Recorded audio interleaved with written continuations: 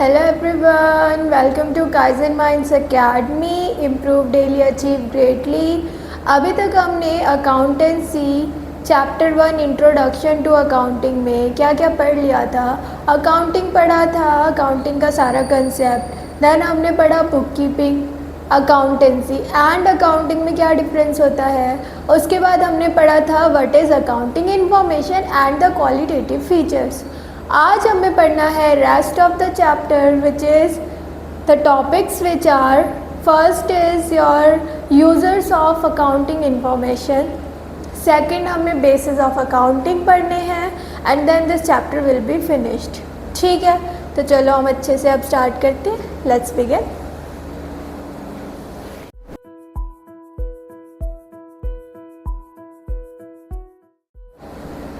Okay students, तो अब हम स्टार्ट करने वाले हैं यूज़र्स ऑफ अकाउंटिंग इन्फॉर्मेशन।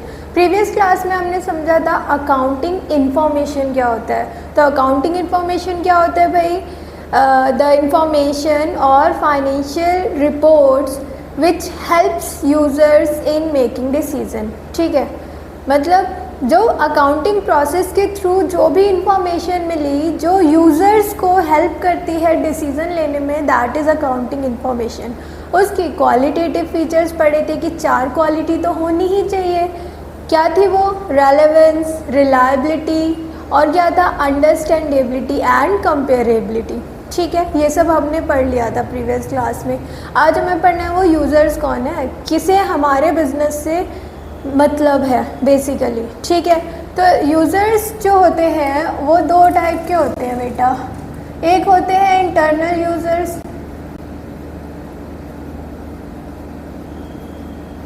जो कंपनी को चला रहे हैं, जिनकी वजह से वो बिजनेस है। ठीक है, एक्सटर्नल यूज़र्स,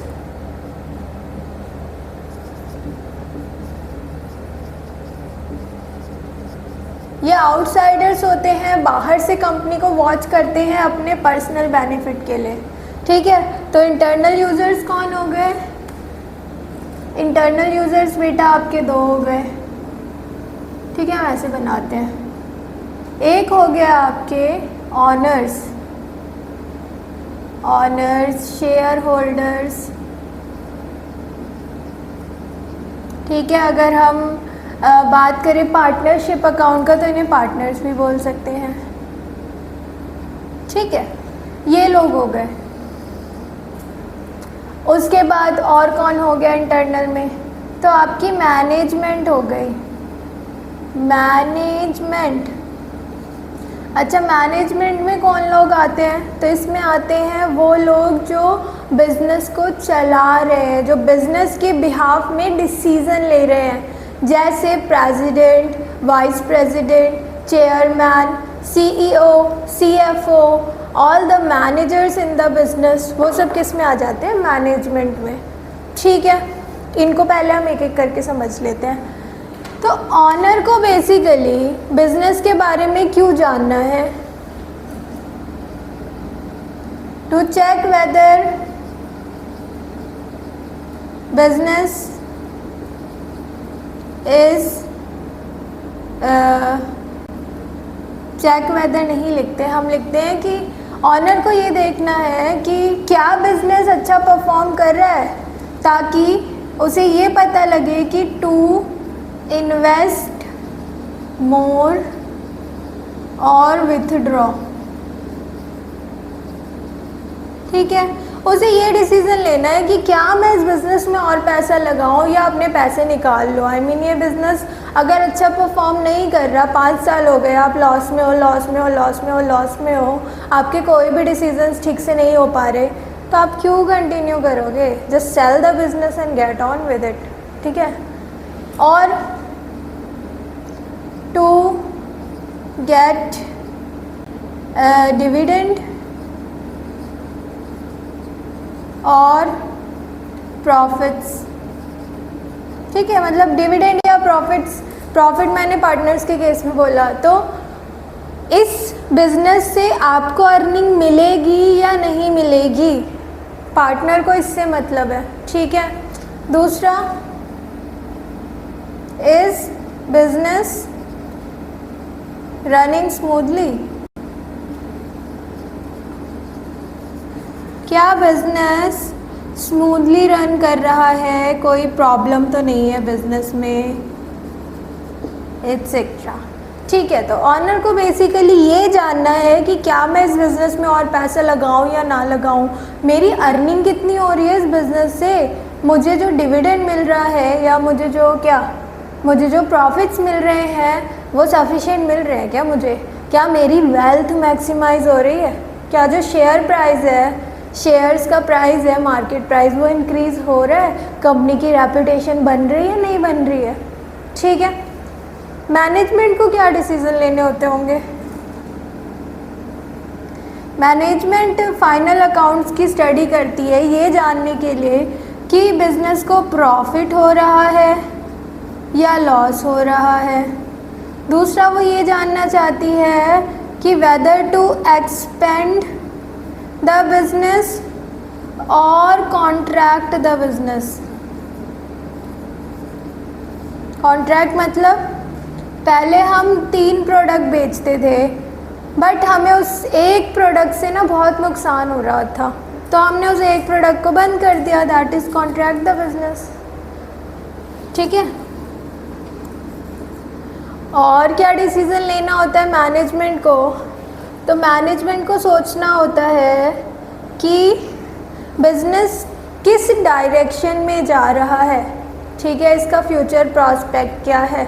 तो बेसिकली ये 2 डिसीज़न होते हैं जो मैनेजमेंट लेती है। ठीक है, अच्छा एक और डिसीज़न लेना होता है मैनेजमेंट को, वेयर टू स्पेंड रिसोर्सेज। ठीक है, रिसोर्सेज किस पे लगाएं, जैसे कोई नया प्रोजेक्ट उठाना हो, न्यू प्रोजेक्ट और लॉन्ग टर्म एसेट। ठीक है, आपको पता होगा कि जो बिजनेसेस होते हैं, कंपनीज होती हैं, उनके पास बहुत बड़ी बड़ी मशीन्स होती हैं। ठीक है, या बहुत बड़े बड़े प्लांट्स होते हैं, फैक्ट्रीज़ होती हैं। तो अगर एक बिज़नेस ये सोचना चाहता है कि भाई मुझे एक नई फैक्ट्री खोलनी है या मुझे कोई एक मशीन जो मेरी अब ख़राब होने वाली है, उसकी लाइफ ख़त्म होने वाली है, मैं उसे लूँ या रेंट पे लूँ। ठीक है, तो इस डिसीज़न के लिए भी मैनेजमेंट को क्या देखना पड़ेगा, फाइनल अकाउंट्स देखना पड़ेगा कि हमारी कैपेसिटी क्या है, क्या हम बाय कर सकते हैं उस मशीन को या हमें लीज पे लेना पड़ेगा। ठीक है, तो ये दोनों इंटरनल यूज़र्स हो गए, ये वो लोग हैं हु ओन और रन द बिजनेस, जो बिजनेस के करता धरता है। ठीक है, एक्सटर्नल यूजर्स हो गए, ये वो लोग हैं outsiders who has some interest in business. इन्हें इंटरेस्ट है उस बिज़नेस को जानने में। क्यों इंटरेस्ट है, देखो होते कौन लोग हैं ये, पहले इन लोगों के बारे में जान लेते हैं, तब हम ज़्यादा अच्छे से समझ पाएंगे। देखो ये लोग होते हैं, हम ऐसे करके ना ऐसे बनाते हैं। सबसे पहले हम लेते हैं एम्प्लॉयज़ एंड वर्कर्स। ठीक है, एम्प्लॉयज़ और वर्कर्स कौन है, एम्प्लॉयज़ और वर्कर्स वो लोग हैं जो बिज़नेस में काम कर रहे हैं।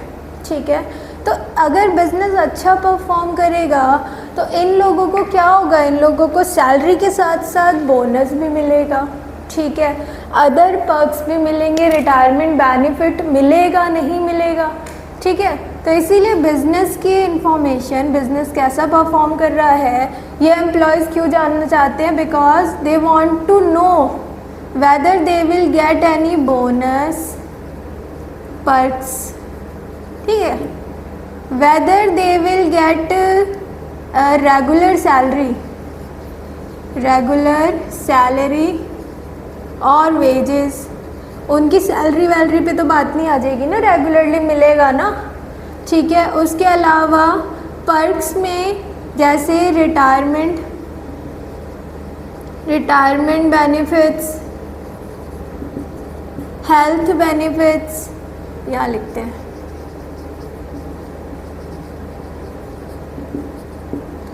Compensation, compensation plans. Compensation plans क्या है? सपोज एक वर्कर किसी मशीन पे काम कर रहा था और एक्सीडेंट हो गया, ठीक है, उस वर्कर को चोट वोट लग गई, तो ऐसे में क्या कंपनी केपेबल है कंपनसेशन देने के लिए? क्योंकि कंपनसेशन नहीं देगी कंपनी तो गलती तो कंपनी की है ना। बट अगर वर्कर सेफ्टी गियर्स नहीं पहन रखा था तो वर्कर की गलती थी।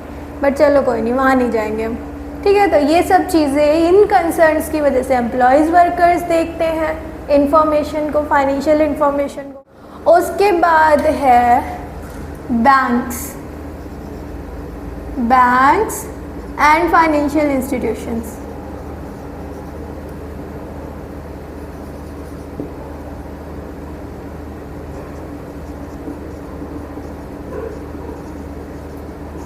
अच्छा, ये क्यों देखते हैं? इन्हें क्या फ़र्क पड़ता है बिज़नेस ठीक से काम कर रहा है नहीं? सपोज जैसे मेरी ये अकेडमी है, अब मुझे लोन लेना है, मैं बैंक के पास गई, SBI के पास, मैंने कहा मुझे लोन दे दो, मुझे 5 लाख रुपीज़ लोन चाहिए। बैंक ने कहा आपके पास क्या है? आपके बिज़नेस को प्रूव कैसे करोगे आप कि ये बिज़नेस मेरे 5 लाख रुपए मुझे वापस कर देगा? क्रेडिबिलिटी बताओ, ठीक है। उसके लिए बैंक क्या चेक करेगा? बैंक ये चेक करेगा कि मेरे पास कितने असेट्स हैं, ठीक है, मेरे ऊपर ऑलरेडी कितना कर्जा है, कितनी लाइबिलिटीज़ है मेरे ऊपर, ये सब चीज़ें बैंक चेक करेगा। बैंक ये भी देखना चाहेगा कि पिछले 5 साल में मुझे कितना प्रॉफिट हुआ है, क्या मैं लॉस में भी थी? अगर प्रॉफिट हुआ है तो प्रॉफिट क्या इंक्रीज़ हो रहा है हर साल या डिक्रीज़ हो रहा है, ठीक है। ये सब चीज़ें चेक करेगा बैंक। कैसे चेक करेगा? फाइनल अकाउंट्स देखेगा। फाइनल अकाउंट्स कैसे बनेंगे? अकाउंटिंग प्रोसेस से बनेंगे, ठीक है। तो बैंक बेसिकली चेक करते हैं credibility. Credibility that means ability to pay back.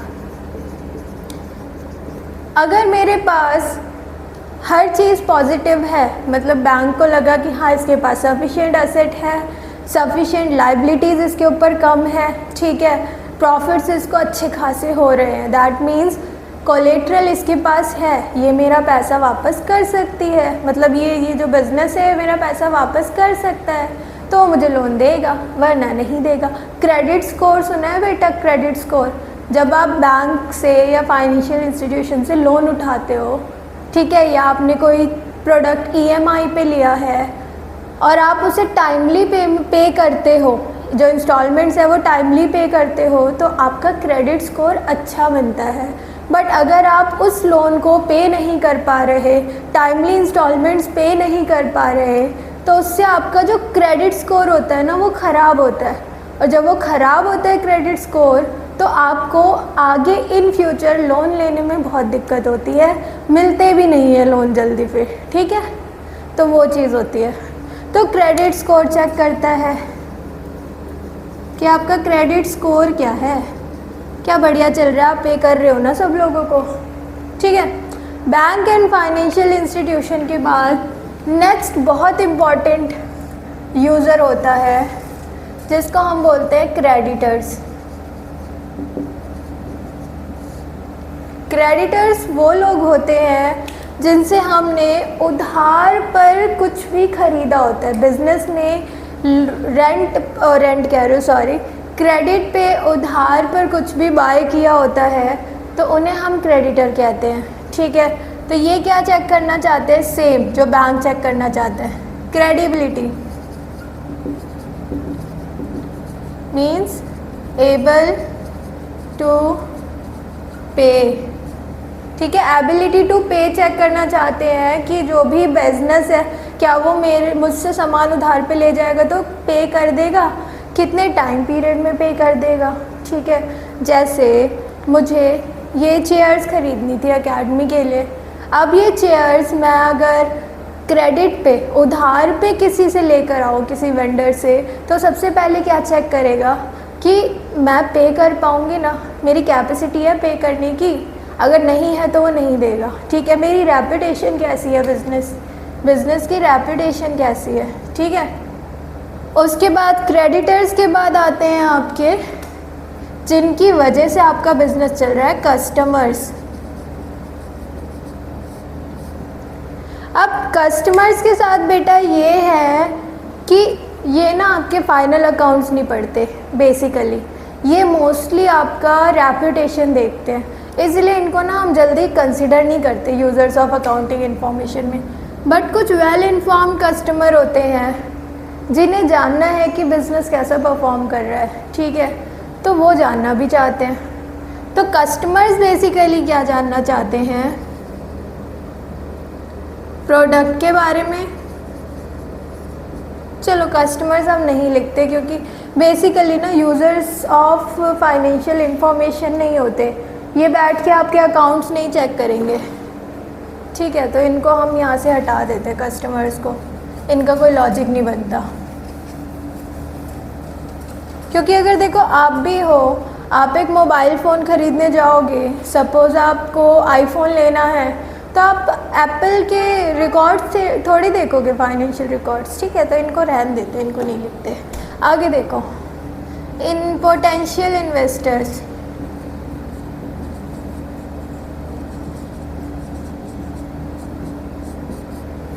ये वो लोग होते हैं जो बिज़नेस में पैसा लगाना चाहते हैं। ठीक है, तो ये क्या चेक करेंगे, बिज़नेस के फाइनल अकाउंट क्यों देखना चाहेंगे, ये देखने के लिए कि वेदर टू इन्वेस्ट और नॉट। ठीक है, ये जानना चाहते हैं कि इस बिज़नेस में हम इन्वेस्ट करें या ना करें। ठीक है, उसके बाद नेक्स्ट होते हैं आपके गवर्नमेंट।